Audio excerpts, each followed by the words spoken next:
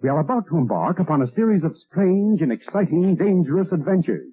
Adventures that will lead us to all parts of the world. Hello and welcome to another Bad Comic Review. This time we're looking at Absolute Power Origins, issue 1 of 3. This is a miniseries from DC Comics in 2024 that ties into the Absolute Power event. This one was written by John Ridley, pencils by Althea Martinez, inks by Norm Rapamund, Andrew Dahlhaus did the colors, Steve Wands on letters, Irvin Rodriguez did the cover, Marquis Draper was the associate editor, Paul Kaminsky editor. The cover just looks like a touched up photograph using really basic Photoshop technique, and it looks like the cover of a bad paranormal team romance book. So that cover is a huge miss for me. I was actually really disappointed with it. It could have been way more interesting. So this miniseries is about Amanda Waller and her origin. They're juxtaposing her with Batman, which is a really weird comparison in most cases. So we start off learning that Waller's daughter was raped and murdered by this guy named Candyman, super original name. Yeah, that's not unimaginative at all. And she had already lost a son to gang violence, and here this guy had committed this crime, and her husband goes to confront Candyman. Things don't go well, and Amanda gets really upset. There's a news broadcast about some criminals being taken down in Gotham City, and she's not in Gotham. She's in, I believe, Star City. One of the police officers seems to know her and gets a file with some dirt on somebody. We don't find out who for a while, but she goes and volunteers to get this councilman, Marvin Collins, elected, and starts volunteering for him because she thinks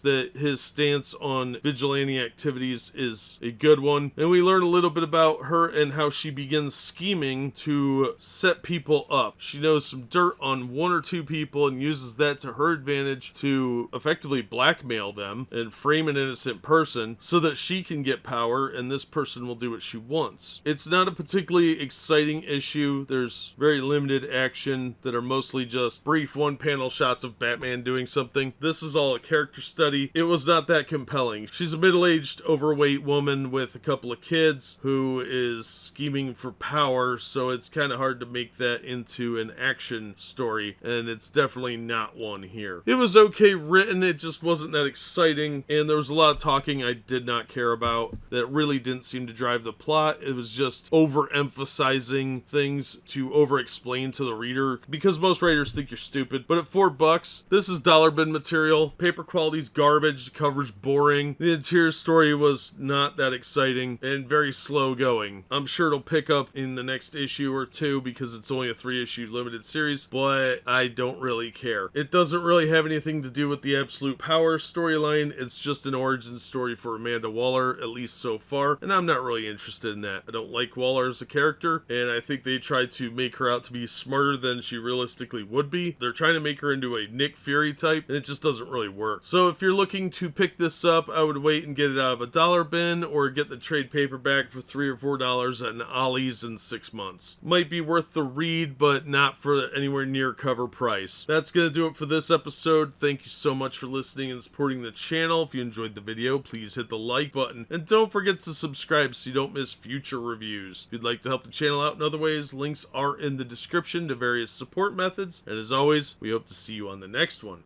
We are about to embark upon a series of strange and exciting, dangerous adventures. Adventures that will lead us to all parts of the world. Hello and welcome to another Bad Comic Review. This time we are looking at Absolute Power Origins Issue 2. This is a 3-part miniseries from DC Comics in 2024 that ties into the Absolute Power event. This was written by John Ridley, Althea Martinez was the penciler, Norm Rapamund was the inker, Andrew Dahlhaus on colors, Steve Wands letters, covered by Edwin Gelman and Pascal Ferreira, Marquis Draper associate editor, Paul Kaminsky editor. That cover is kind of weird looking to me for some reason. It just looks too busy and you don't really know where your eye is supposed to be drawn, so I don't much care for it. And we get to see the superheroes fight Amazo real briefly. Amanda Waller's hatred of superheroes seems to be a sort of generic disdain for their idea of order and seems to think they're going to take over. That seems to be about the depth of her absolute undying hatred of them for some reason. But we do see the rise of the Suicide Squad, and it starts with somebody named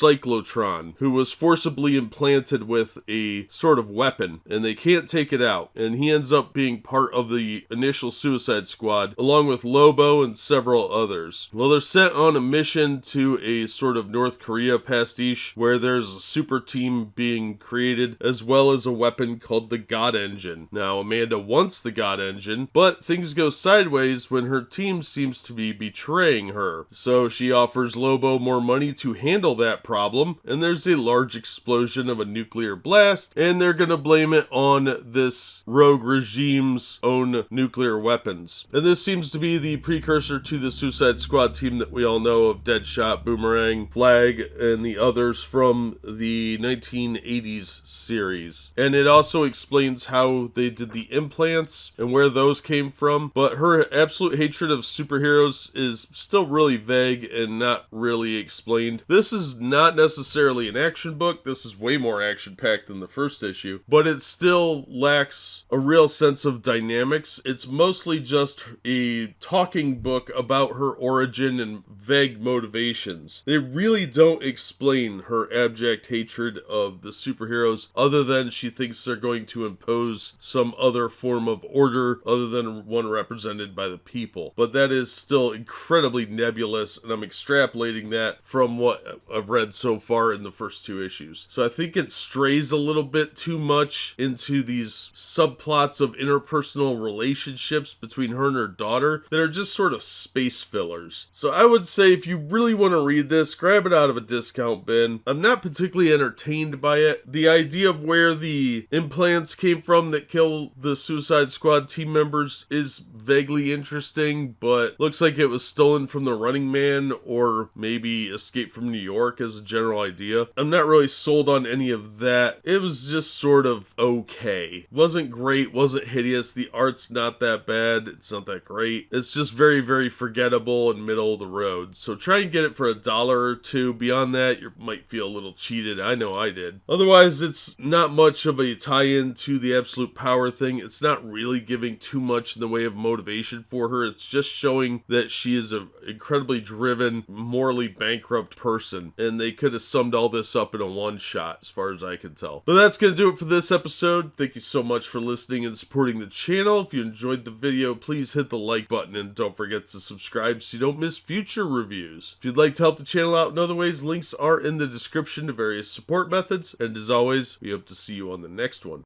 We are about to embark upon a series of strange and exciting, dangerous adventures.